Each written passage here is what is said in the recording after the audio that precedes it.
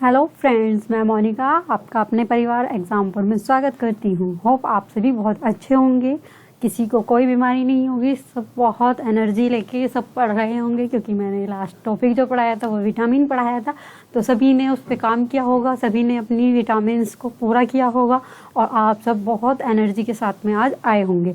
तो आज हम एनर्जी के साथ ही पढ़ेंगे। किन के बारे में पढ़ेंगे? बीमारियों के बारे में पढ़ेंगे जिनसे हमें बच के रहना है। ठीक है, हमें जितनी भी बीमारियां आज हम पढ़ रहे हैं हमें सब से बच के रहना है, तो उसके लिए आपको सेफ्टी करनी पड़ेगी। ठीक है, कुछ बैक्टीरियाज की बीमारियां पढ़ेंगे, कुछ वायरस की, जेनेटिक डिसऑर्डर्स की। तो आप उन सब को पढ़ने के लिए मैं आपके लिए एक मज़ेदार ट्रिक्स लेके आई हूँ। तो उन ट्रिक के हिसाब से आज हम पढ़ेंगे डिसीजेज। ठीक है, तो सबसे पहले जो हम पढ़ने वाले हैं वो है diseases cause by bacteria. Diseases cause by bacteria, जीवाणु से होने वाली बीमारी। इसकी अगर ट्रिक की बात करें तो इसकी ट्रिक पूरी जो बन रही है ये ऊपर से लेके नीचे तक ये ट्रिक बन रही है। पंडित का टीका न्यू है, पंडित का टीका न्यू है। तो यहाँ से हम पढ़ेंगे, यहाँ से इंग्लिश हो चाहे हिंदी हो, बात एक ही है। ये हो गया पंडित, ठीक है, का टीका न्यू है। ठीक है, तो यहाँ से पीएन से जो है हमारा प्लेग बनता है, प्लेग जो कि बीमारी होती है बैक्टीरिया से। डी से जो बनता है वो डिप्थीरिया बनता है। टी से टाइफाइड और टीबी, ठीक है, टीबी दोनों बनते हैं। टीबी ट्यूबरक्लोसिस दोनों ही बीमारी टी से बनती हैं जो कि बैक्टीरिया से ही होती हैं। का से काली खांसी यानी कि वूफिंग कफ। टीआई से टिटनस या कि टिटनस जो कि होती है। ठीक है, के ए से कुष्ठ रोग यानी कि लिप्रेसी। एन से न्यूमोनिया, यहाँ पे पी साइलेंट होता है, न्यूमोनिया।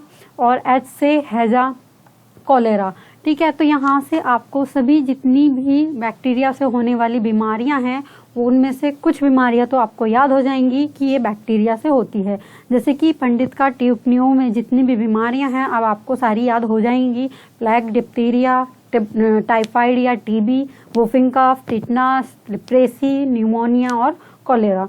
चलिए अब बात करते हैं वायरस से होने वाली बीमारी की। तो वायरस से होने वाली बीमारियां ये हैं और इनमें से कुछ बीमारियां हमने ट्रिक के माध्यम से याद कर लेनी हैं। तो ये जो वायरस से होने वाली बीमारियां हैं जैसे कि rabies, influenza, West Nile virus, viral meningitis, polio, common cold, HIV, AIDS, chicken pox, small pox, yellow fever, Ebola, SARS, SARS. इनमें से कुछ ट्रिक के माध्यम से हम याद करेंगे। जैसा कि आपको दिख रहा है कि ये आपको ट्रिक बनानी है। ट्रिक कौन सी बनानी है? रोज आप CM से मिले।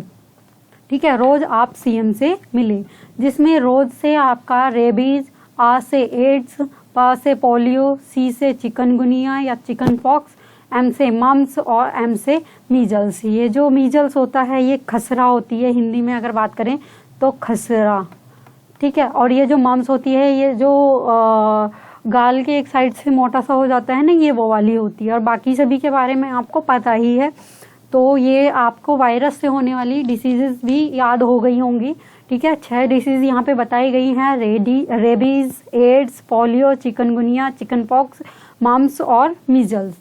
ठीक है, अब नेक्स्ट बात कर रहे हैं हम जेनेटिक डिसऑर्डर की। जेनेटिक डिसऑर्डर से मतलब ये होता है किसी के क्रोमोसोम्स ज़्यादा हो जाते हैं या कम हो जाते हैं या फिर उसमें कुछ प्रॉब्लम हो जाती है, तो उससे जो बीमारियां होती हैं उनको जेनेटिक डिसऑर्डर कहते हैं। इसकी जो हमारी ट्रिक है वो बनती है वही क्लिप, ये वही क्लिप डांट। ठीक है, वही क्लिप डांट से हमने ये ट्रिक बनाई है। वही में वैसे हमारा वर्णांधता, वर्णांधता का मतलब होता है कलर ब्लाइंडनेस, जिसमें जैसे कि हरा, लाल, ये जो कलर होते हैं, जैसे कि हम रेड कलर की बात करें तो वो रेड नहीं दिखता है, हमें ब्लैक की तरह ही लगता है, वो होती है हमारी कलर ब्लाइंडनेस। क्लाइनफेल्टर सिंड्रोम की बात करें तो इसमें जो है एक्स जो होता है वो एक्स क्रोमोसोम जो होता है वो ज़्यादा हो जाता है। ठीक है, और पटाउ सिंड्रोम में भी जो है ये भी क्रोमोसोमल डिसीज है। ठीक है। ये भी हमारे क्रोमोसोम्स जो है वो ऊपर नीचे होने से ये बीमारी होती है। डाउन सिंड्रोम और टर्नर सिंड्रोम भी। टर्नर सिंड्रोम में कहते हैं लाइफ चेंज हो गई, इसमें जो होता है फीमेल का एक जो एक्स क्रोमोसोम्स होता है वो हो जाता है, कम रहता है। डाउन सिंड्रोम में जो बीमारी हो जाती है, मतलब बच्चा एबनॉर्मल तो होता है। और जो पटाउ सिंड्रोम है उसमें मतलब कोई भी जैसे ये पार्ट ऑफ बॉडी है उसमें कुछ ना कुछ कमी रह जाती है।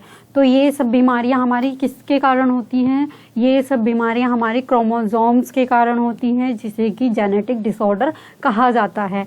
अब ये जेनेटिक डिसऑर्डर की तो बीमारियां जो होती हैं वो अपने आप ही होती हैं, बट जो वायरस से और बैक्टीरिया से बीमारियां होती हैं उनसे हम अपने आप को भी और दूसरे को भी सेफ कर सकते हैं। तो आपको कोशिश यही करनी चाहिए कि दूसरे को सेफ रखें, खुद को सेफ रखें, अपने आसपास का वातावरण से साफ रखें। अगर हम साफ सफाई पे ध्यान देंगे, स्वच्छ रखेंगे, तो ये बीमारियां हमारे तक नहीं पहुंचेंगी। तो आपसे यही अनुरोध है कि आप अपने आसपास सफाई रखेंगे, सब अपने आसपास सफाई रखेंगे तो सफाई होगी, सभी जगह सफाई होगी, तो वहाँ से वायरस या बैक्टीरियल डिसीजेस नहीं होती हैं। होप आप सभी को ये बीमारियां जो हैं याद हो गई होंगी।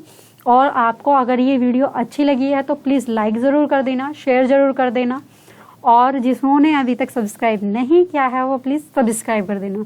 जिसको मेरी वीडियोस नहीं मिलती हैं अब वो प्लेलिस्ट में जाके देखें, ऊपर ही प्लेलिस्ट आ जाती है, मेरी वाली प्लेलिस्ट जो है वो सबसे ऊपर है, तो आपको है ना कोई प्रॉब्लम नहीं होगी अब ढूंढने में, ठीक है।